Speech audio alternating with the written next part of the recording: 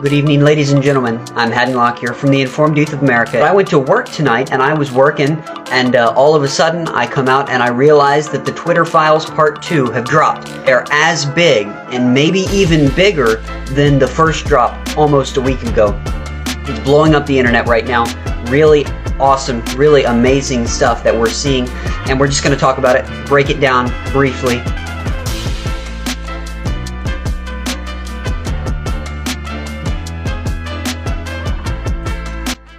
What the Twitter Files investigation she has been looking into tonight has revealed is, it's amazing.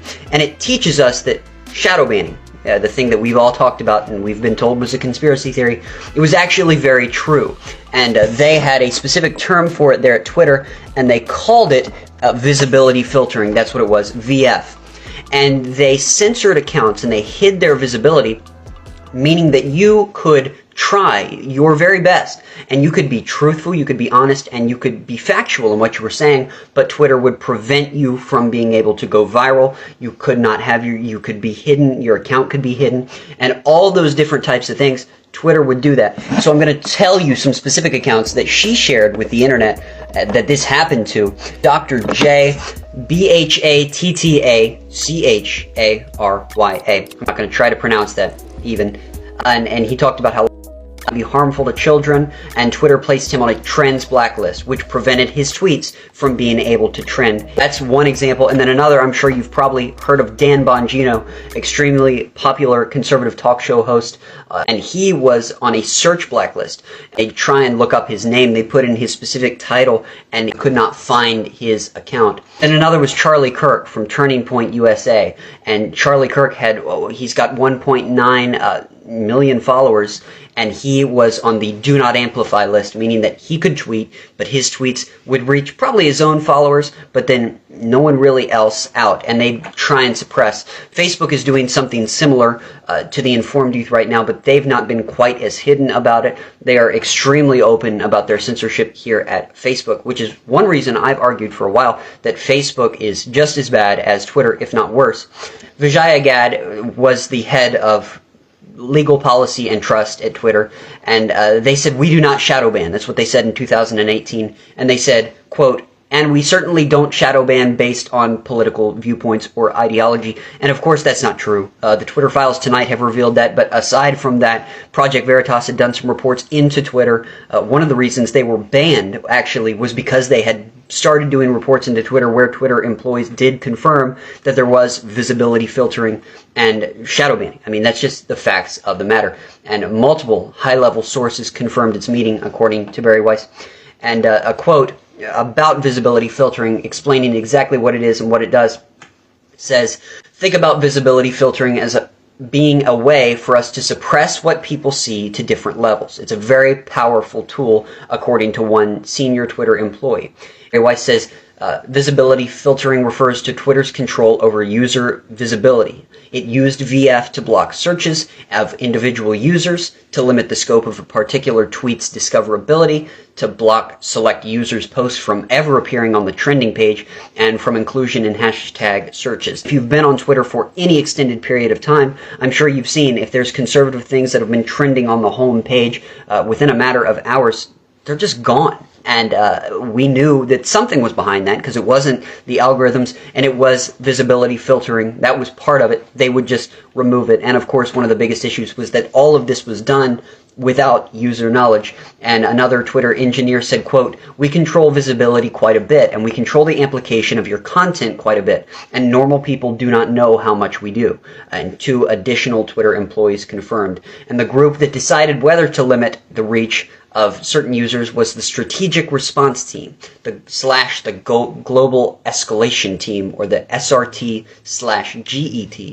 It often handled up to 200 cases a day. Now, if you've been on any form of conservative social media for any period of time, you know about Libs of TikTok. If you don't, go follow them right now on everything, because they are exposing the left in a way that is extremely amazing, and they have been extremely successful. They were on a trends blacklist, and they were designated a do not take action on user without consulting SIP, PES, another team. And they said don't mess with this account because there's going to be a lot of outrage, like Donald Trump level outrage. But Libs of TikTok did have bans. They were never permanently suspended. But they did have bans 6 times in 2022 alone, and they spoke with Chaya Raichik, who's the lady who runs that account, and it has grown massively successful.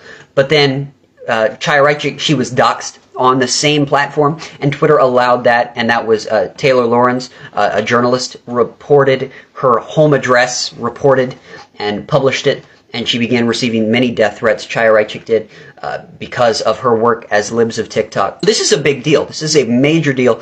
You watch here in a couple days, there will be some major story about, I don't know, Donald Trump, or about the Trump campaign, or Donald Trump did this, Donald Trump did that, and that's what the left always deflects to if they're always trying to push you away from a certain story. Wikipedia has been trying desperately this week to remove an entry about the first Twitter files, saying that it's not important. And this is definitely important because it talks about a major social media network, again, removing and suppressing certain users, as we talked about last week, oftentimes at the behest of the government or political campaigns that they favored and donated to. And now we're seeing just how much of an effect that had. So I think if we want anything to be done, we've got to make sure that this stays fresh in all of our minds. We can never let up about how important this is, but I really think things are going to get better at Twitter in of itself. And I'm really amazed. The fact that this is all being released right now means that I believe Elon Musk really cares, and his team really cares about free speech, and he cares about showing people how corrupt Twitter was on the inside, and how much corruption there was from the employees to the staff members to the teams and to everybody. And so this is a big deal. We need to keep it fresh on our minds. We need to not let it go.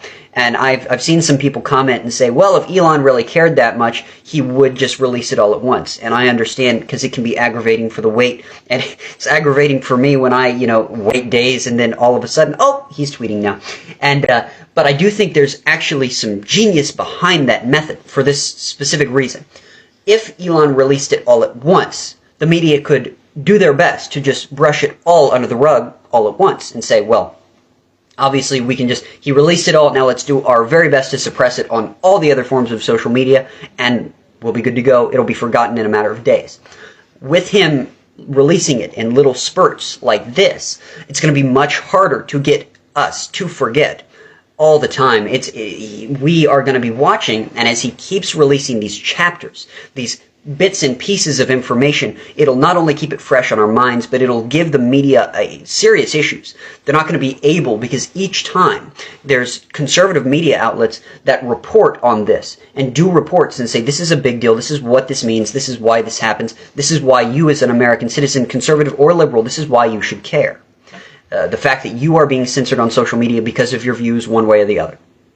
That's why you should care. And with these little bits of information, it's just going to keep getting worse and worse and worse for Twitter. And I think eventually, as Republicans take control of the House, there's a lot of investigations, of course, that they want to have investigations into Hunter Biden and all that. And I support that. But there needs to be an investigation into Twitter as soon as possible. As soon as the Republicans are back in control of the House in January, an investigation needs to be launched into former Twitter employees that enforce these things and worked with the government to censor private American citizens. That's a major deal, and we need to put an end to it. Keep it fresh in your minds, and stay tuned for some other updates. Have a great evening. I'm Haddon Lockyer from The Informed Youth, and I'll see you next time on Breaking Down the Twitter Files.